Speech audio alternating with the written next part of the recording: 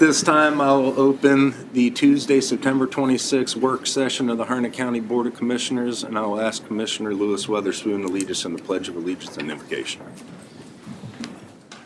I pledge allegiance to the flag of the United States of America and to the republic for which it stands, one nation, under God, indivisible, with liberty and justice for all. Please remain standing. Most gracious Heavenly Father, we come to you today, Lord, thanking you for another day that you've given us. Lord, we thank you for this opportunity to come and talk about the business of Harnett County. Lord, be with us, bless us, guide us, and direct us. These things we ask in Christ's name. Amen. Amen. Thank you, sir. Well, all right, we have a decent agenda here today, so we won't hesitate to get started. First up, I have an update on comprehensive land use plan study. Mr. Mark Locklear, good morning, sir. Good morning, Mr. Chairman, members of the board. Today, I've got Jake Petrowski with Stewart, who is our lead consultant for the comprehensive land use plan update. He's here today going to give you a quick update, let you know where we're at and the game plan going forward. So far, so good. Everything's been chugging along. We've been hitting all of our marks as far as having our meetings. We had our stakeholders meeting last Tuesday, I think it was, and then we met with our airport consultant, which was a really good meeting last Friday. And I know Commissioner Weatherspoon was at both of those meetings. Commissioner Matthews was at the stakeholders meeting. So we're off and running. And so periodically we'll be coming back to you all at your work sessions, most likely, letting you know where we're at in the process and making sure that we're doing all the things that you'd like to see us be doing. So I'm going to turn it over to Jake. And if you have any questions, as always, feel free to call me. Good morning, everyone. Morning. You can go ahead and go to the next slide. I got a brief presentation just to provide an overview of the planning process, and then I want to leave a little bit of time at the end for some discussion and get some feedback from you all on your priorities that you want to see addressed with the plan. So my name is Jake Petrowski. I'm working with Stewart out of Raleigh. I've done a lot of work with the county in the past. We also have a number of sub-consultants on the team that are going to be helping out with a few key elements of the plan. LS3P Associates is kind of our design team. They're going to be looking at some small area planning, especially in the 87 corridor. And also the Duncan area. LJB Engineering is working on transportation and infrastructure, part of the plan, very important as we're seeing a lot of growth, and there's probably a lot of growth in the future, but making sure that we have enough infrastructure on the transportation side and the water and sewer side to make sure we deal with that. BHB, they are on the team as our aviation specialists. They're going to analyze and make recommendations for the Jetport area. So see a lot of things are covered, and if you can go to the next slide, Melissa. This is going to be a process. It's not going to happen overnight. This is a chance to really have a community conversation about Harnett County, what's going well, what's not. It's going to take probably about a year, and this is kind of a rough schedule. We're going to be flexible with it, but the first phase is looking at analysis and initiation. We're going to have a lot of public engagement during the middle part of this in order to help with the plan development, and then sometime the end of the spring or early summer, the plan will come and be considered for adoption by the planning board and also the commissioners. So that's kind of the rough timeline, and we're going to keep this up to date on the website as well. Next slide. So a comprehensive plan is a long range. We're really thinking 10 to 20 years out, looking at past trends, but really projecting what's going to happen and what could happen in the next 10 to 20 years. It provides guidance in terms of land uses, intensity, and design, also on staff and programs and infrastructure investment. It's meant to be collaborative. It really is meant to be a community conversation. It doesn't happen all the time, every 5 years or so. So it's important to get a lot of feedback from different areas of the community. It is policy and not regulatory. It can lay the groundwork for regulations. So Depending on the recommendations that come out of the plan, some of those can be implemented just doing business as usual, but then it might be easier to implement parts of the plan if we do change the way we do things a little bit. So it can lay the groundwork for some text amendments to your ordinances or some changes in focus in terms of staff or even projects. So next slide. We're touching on a lot of topics in the plan. I mentioned a few in the earlier slide, but we're talking about land use and housing and economic development and infrastructure, transportation, and natural resources. Next slide. The big thing that's driving it, though, is the demand for people moving to Harnett County. If you look at the past 20 years, the county has grown significantly, 46% or 42,000 people. That trend is likely to continue if you look at projections from the state demographer and are aware of kind of the housing market in the triangle. You all are sought after destinations. So how do we accommodate that growth? But how do we preserve the things that we really love about Harnett County? First part of this is just looking at growth. We're going to be working with staff at the county and understanding kind of where growth is coming, what has been approved, and you look at kind of the permits per year, pretty steady over the past couple years, and that 2013 number does not include all the years, so we're probably going to be right at or above the 2021 or 22 number.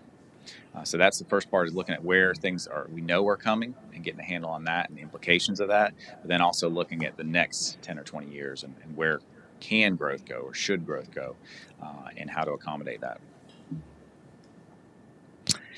We're not starting from scratch. You all have a long history of planning here in the county. The previous comprehensive growth plan and parks and rec plans and area plans and transportation plans and economic development plans, we're reviewing those, and some of those ideas have been accomplished. A lot of the things in the 2015 plan you all have accomplished, so we need to kind of do another plan to look at the next step, next stage at the county. But then in some of the plans there are some recommendations that are still valid, and we're gonna keep those. We're gonna fold them into the plan and make sure that we draw attention to those things that are still good ideas and they remain a priority. So that's how we're gonna use these things. Land use is a key element of this plan, and we're really looking at again creating a new future land use map that provides policy direction on how the county should grow. First step is looking at that trends and market demand, and looking at your current zoning, development design, what's working, what do we want to keep, what do we want to encourage more of, or change in some way. We're also going to touch on housing and natural resources and utilities, because all those things are kind of baked in or related to land use. So that'll be touched on as part of the plan. Transportation is going to be a key element. Obviously, roadway infrastructure, looking at recent studies and funded projects. But more importantly, this is our chance to talk about future needs and future priorities, to tee up projects that are needed. That's a map of the TIP projects in the current state transportation improvement plan.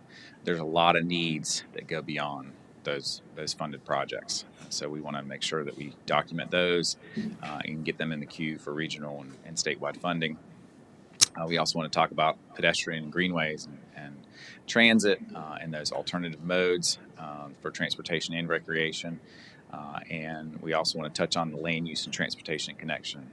What this means is, where we put growth and how it's designed has direct implications on our transportation network in terms of where trips are generated and our future transportation needs. So we want to take a smart approach to land use and development in order to reduce impacts on the transportation network and or add some improvements along with development to take some of the burden off existing roadways and that sort of thing. So that'll be part of this topic. The jetport is also going to be a separate element.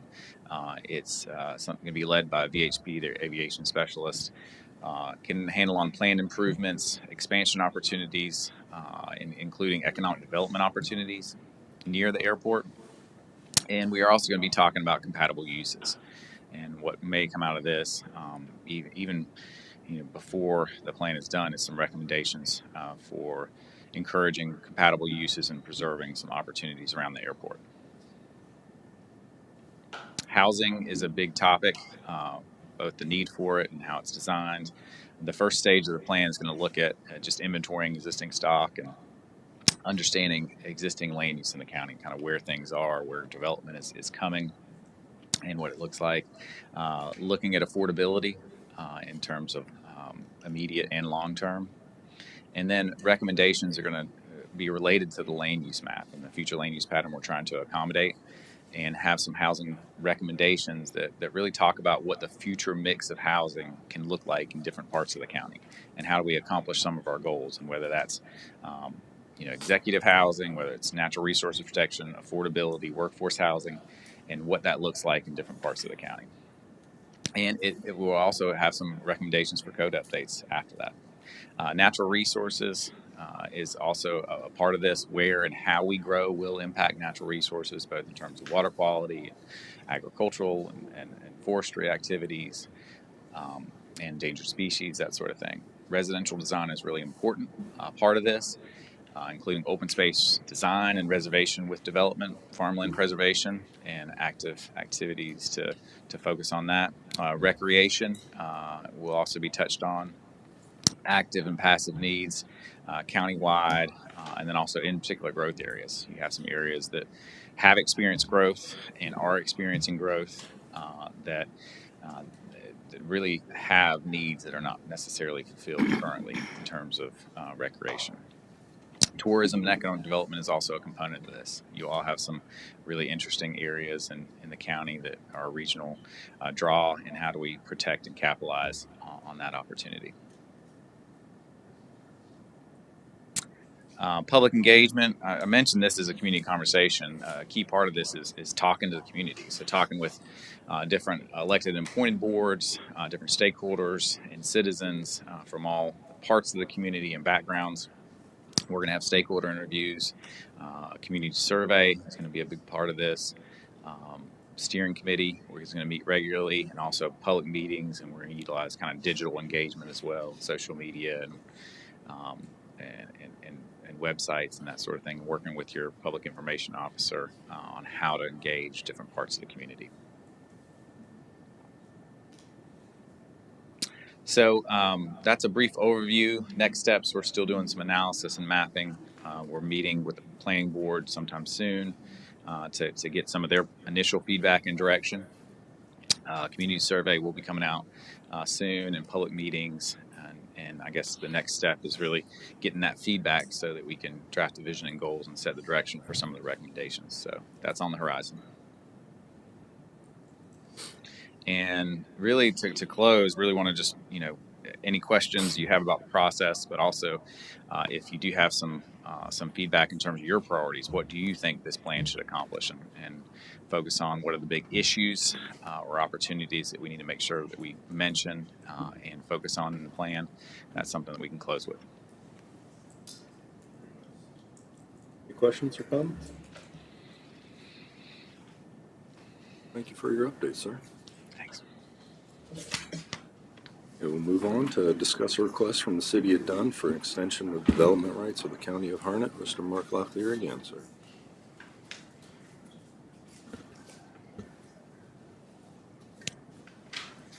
And did they include a map with that? Yeah, they did. Yeah, the City of Dunn, I think we've had a couple of these requests so far this year. The new 160D legislation actually allows us to give up our development rights for certain parcels where it makes sense and where we can all agree. The City of Dunn has sent a memo over to the county manager's office, and we reviewed the site. This is a site located out off 95. Is 75% of the lot is located in the City of Dunn. I'm not exactly sure what type of use they're looking to do on there. I know the ownership shows looks like an RV dealership of some sort. So they have requested that the small piece that you see in orange up there be basically they get all the development rights for it. I didn't see no issue with it. I don't think the manager's office seen an issue with it. So it's actually ultimately a board decision to do that. So, and that's it. Any questions? Pleasure of the board. Add this for approval. And I believe that would go on the consent agenda, correct? Yeah, for next week, consent agenda. So here, pleasure of the board. Going to consent? We'll go ahead and add this consent agenda for next week, Madam Clerk. Thank you much. A update on Edgerton Industrial Park, Mr. Rocky Lane. Chairman, unfortunately, Mr. Lane is not here, so I'm going to cover this item. Back in October of 2022, Sanford Holdhauser did a study at the request of the partnership board to take a look at the economic impact of having new industry located in the Edgerton Industrial Park. In the executive summary, it shows significant impact, and it's kind of what you would think would happen, but this puts some numbers to it. Very critical impact to this county if we were able to do it. So it is actually something that we're currently working on. We have had some possibilities of analyzing spec buildings either in this location or not, and we're currently working with the Alliance on a couple of projects to potentially locate industry either in this industrial park or in this general area. So excited about those possibilities. You have the report in your packet, and if you have any questions, please contact me. Outstanding. Thank you, sir. Okay, discuss a request for approval of additional COVID-716 vaccination funds in the amount of $30,000. Mr. John Rouse, good morning, sir. Hey, how are you? You might remember last month I came before you, we had in this funding line item, we got $216,000. The state had some excess funds and they gave each county $30,000. So it's in addition to the, it's for, we're going to use it for contracts and medical supplies for vaccination. So it's an additional $30,000. Thanks, sir. Any questions or comments from Mr. Rouse? Pleasure of the board to add this for approval on the consent agenda. Go ahead and add this consent agenda for next week as well, ma'am. Thank you. Sir, and we also have you up again to request approval for flu and pneumonia vaccine rates, sir. Okay, this is our, we're notified each fall what we're going to be reimbursed and charged for our flu and pneumonia rates. And these are the three rates for our flu shot plus the administration fee. The one on the bottom is a pneumonia vaccine for children under 5 years of age. And these are our reimbursement rates from Medicare and Medicaid. Is there any issue with approving vaccination rates? On consent. Go ahead and add this consent agenda as well, Madam Clerk. And sir, you are up again as well. Requests approved for 23 Health Department bad debt write-offs. Mm-hmm. These are every 2 years we have to do a bad debt write-off. And these are the ones across our programs that they're all the accounts are under $50. Anything over 50 we can send to the debt set-off program with the state. But these across the program are $3,341.41. And if the patient happens to come back, we'll reinstate the debt on their account. Questions or comments? Pleasure of the board. Go ahead and add this consent agenda for next week as well, ma'am. All right, thank you, sir. Thank you. Discuss acceptance of funds from Sandhills for the Medication for Opioid Use Disorder Project in Harnett County's Detention Center. Coley Price, good morning, sir. Yeah, good morning, Mr. Chairman, members of the board. Hope everybody's well. As you're aware, great relationship with the Sandhills Center. They do have a representative that sits on our opioid task force. So they have seen the planning program that we've been doing over the past year. So we had requested some help for medication for opioid use disorder, MOUD, in our detention center. So what they're doing is they've got for year one, we asked for 2 years, but for year one, this is what they're willing to do right now as a reimbursement. The proposal is requested to contribute $182,000 in treatment costs, along with 2 peer support specialists at $37,740 each, for a combined year one cost of $257,480. So that will be a reimbursement. So Chris and I will get with Kimberly and we'll kind of lay out a game plan for that year as far as us paying and then being reimbursed by the Sandhill Center. And then for year two, this is something they're going to look at the beginning of the year and see if that funding could happen as well. So we appreciate their support and helping us out, and that's the request for you this morning. Outstanding. Thank you, sir. Any questions or comments from Mr. Price? Any objection to add this to the consent agenda for next week? Okay, we'll go ahead and add this to the consent agenda for approval next week as well. Great. Thank you, Board. Thank you, sir. Discuss a request to approve FY24 North Carolina Department of Transportation Integrated Mobility Division application. Mr. Barry Blevins, good morning, sir. Good morning, Mr. Chairman, board members. We would like to request to allow us to apply for Rural Operating Assistance Program funds. The total amount is $285,588. It's broken into 3 different sections. One's called EdTap, that's for elderly and elderly transportation and disability. That's $106,699. Employment assistance, which is we partner with DSS for their Work First program, and if they don't need it, then we can put it either in EdTap or RGP. That's for $19,395. And then the RGP, which is the Rural General Public Transportation, or what we call Dial-A-Ride, that is for $159,494. There is zero match, 100% funded. So the only thing we have to do is report our Dial-A-Ride, and then that's really it. I mean, it used to have a match, which we always made it through the RGP program. However, there's none now. So it's $285,000, $588. Is there any questions? Questions or comments? Is there any objection to add this to the consent agenda for approval as well? Go ahead and add this to next week's agenda as well, man. Thank you very much. Sir. All right, discuss a request for approval of an interlocal agreements for additional wastewater capacity purchases with the town of Anger and the town of Lillington. Mr. Steve Ward, good morning, sir. Thank you, Mr. Chairman, members of the board. As you're aware, we are upgrading the North Harnett wastewater treatment plant here in Lillington. We've got good news this month, got our authorization to construct back, so everything's fully permitted, and we plan on going to bid at the end of October. So it's pretty critical that we get interlocal agreements with all our partners, which consist of the town of Lillington, Anger, and Fuquay-Varina. So before you have 2 agreements already approved by the respective town boards from Lillington and Anger for your approval. So if you could put those on the agenda for the coming week, we can move forward with that. I still don't have the town of Fuquays, but I expect that any day now. Any questions? Questions or comments?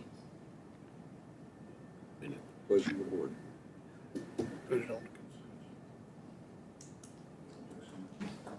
Go ahead and add this to the consent agenda for approval next week as well, ma'am. Thank you. Thanks, sir. And then you're up again to discuss and consider a request to approve resolution authorizing a grant or loan application to NC Department of Environmental Quality. Thank you. As you're aware, you've heard a lot about PFAS and PFOA, and some people like to call them forever chemicals that are discharged by different industries, and they become a hot topic today, and the health effects they may have on people. We haven't known about them for a long time. A lot of this started, if you remember, at least locally, we heard a lot about a chemical called 1,4-dioxane, which was generated by the old DuPont plant at the Bladen-Cumberland County line. People downstream of that didn't affect us, but people downstream of us, or Gen X, what they call it, it affected people in Wilmington and stuff downstream from that plant. And since then, the federal government's taken a look at a lot of these chemicals. And in February, when this was coming, they came up with a new standard which all treatment plants have to try to remove. And it's 4 parts per trillion. That's a pretty high standard. 4 parts per trillion of anything is hard to remove, but especially when you don't know what you're dealing with a lot of times, and conventional water treatment plants are not set up to remove those types of chemicals. So everybody's going through a process now where we have to determine what we need to do at our plant in order to remove these things in about 2 years. And in about 2 years, we'll be expected to meet that standard to remove it. So everybody's going through pilot testing and desktop studies and evaluations from engineering firms to determine what they need to do to remove it, obviously. So this before you is, we'd like to apply for a grant. The state is using some of the infrastructure money in order to fund a lot of these studies. So the max we can get from the grant is $500,000. Doesn't mean we'll get that, but we've got to take this action anyway. Every responsible water treatment facility needs to take this action in order to try to protect our citizens and remove as much of this as we can. So the engineering firm is CDM Smith out of Raleigh. So they will be applying for us. And if we can, we'd like to have the board take action today, since the funding application deadline is October 2nd. So we'd like to go ahead and take action if that's possible. I'll be glad to answer any questions. Any questions or comments? Motion to approve, Mr. Chairman. Second. A motion and a second in order to approve resolution authorizing a grant application for North Carolina Department of Environmental Quality for the PFAS study. Is there any discussion? All in favor, please say aye. Aye. Any opposed? Carries unanimously, Madam Clerk. Thank you, sir. Thank you very much. All right, discuss a project ordinance for Northwest Elementary School. Ms. Kimberly Honeycutt. Good morning, Mr. Chairman, members of the board. You have in your packet project ordinance that's titled General Obligation Bond Series 2021. If you remember, when the county issued the bonds to construct the North Harnett Elementary School, we had some bond proceed premiums, and that premium was placed in a project ordinance for future use for school needs, as far as capital, construction, that type. The ordinance that we're bringing before you today is to amend and 2 additional capital requests, and in 2 parts. The first one is for the Johnsonville school. That project was actually approved back in 20 by the previous board, and it was for the classroom, some additions, a cafeteria, reconstruction, and a couple of items, windows, things like that. That project has kind of met a standstill, so to speak. It's currently delayed, and it was funded with bond proceeds that was left over from the GO 2017 bond. And if you remember in previous discussions, the county issues debt that is non-taxable, which means that we have to expend bond proceeds within a certain period of time, typically 3 years, or we have to start paying interest income. So units of local government are not allowed to borrow money, invest it. It has to be used for the purpose that it was intended. So when we don't spend our money on time, it looks like we are just investing it. So we're down to the last final remaining bond proceeds of that 17. But what I would like to do is to close that project out, move those 17 funds to another project that will spend that money faster. And while the Johnsonville project is being kind of straightened out, so to speak, place it over in 21, because we have a longer period of time to spend the 21 proceeds. It's just an accounting issue. And the amount that's left to spend on that project is $1.4 million. The second request that I would ask on this is to appropriate $3,977,247 for weapons detection system. So a few weeks ago or a few months ago, the school system went out for a bid to place weapons detection systems in all of the schools. They received the bids back, and they have requested that we fund. It was 32 open gate weapons detection systems, 30 single lane systems by Evolve, and then 3 dual lanes. And this cost includes shipping, setup, training, and all of that. So if you would consider approving that project ordinance, we can go ahead and move forward with that. Do you have any questions or comments from Ms. Manica? Pleasure of the board, go ahead and add this approval as well. Go ahead and add this consent agenda next week as well, ma'am. Thank you. All right, thank you. Okay, discuss a request regarding the acquisition of real property for the purpose of expanding the area and operations of Harnett County Jetport. Mr. Dwight Snow, good morning, sir. Good morning, members of the commission. Basically, this is a follow-up to your directive and the blessings of the Jetport Committee to try to expand the footprint at the Harnett County Jetport. County staff, and with the assistance especially of Commissioner Weatherspoon, have been negotiating with certain property owners that own property contiguous to the current Jetport for acquisition of, in this case, a 52.963 acre tract. Those negotiations are completed, and we're gotten to the stage where we need to go ahead and enter into a formal written offered purchase contract for vacant land.